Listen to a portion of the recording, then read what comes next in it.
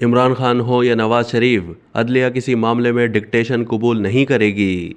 इमरान खान पर सख्त तनकीद करने वालों का मुस्तकबिल, इस्तेहकाम पाकिस्तान पार्टी। फारूक हबीब का पार्टी छोड़ना पीटीआई के लिए बड़ा झटका, हामिद मीर का तज्जिया। सीनियर सहाफ़ी और तज्जियाकार हामिद मीर ने कहा है कि पैमरा ने कुछ दिन पहले फारूक हबीब, हम्माद अजहर और अली नवाज आवान समेत 11 अफराद के इश्तिहारी होने की वजह से उनकी मीडिया कवरेज पर पाबंदी लगा दी थी।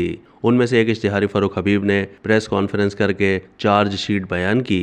इन लोगों पर मुकदमात की नौयत बहुत संगीन थी।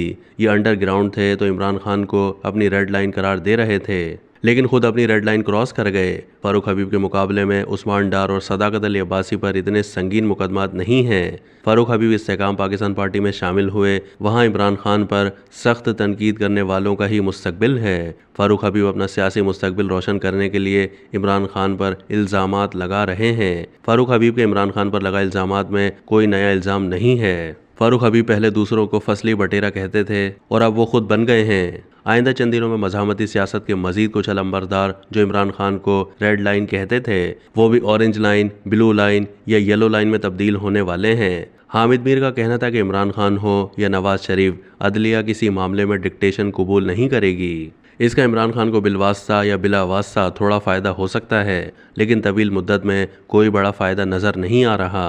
जनवरी नहीं तो फरवरी या मार्च में इलेक्शन होता नज़र आ रहा है, मगर इमरान खान इलेक्शन में नज़र नहीं आ रहे।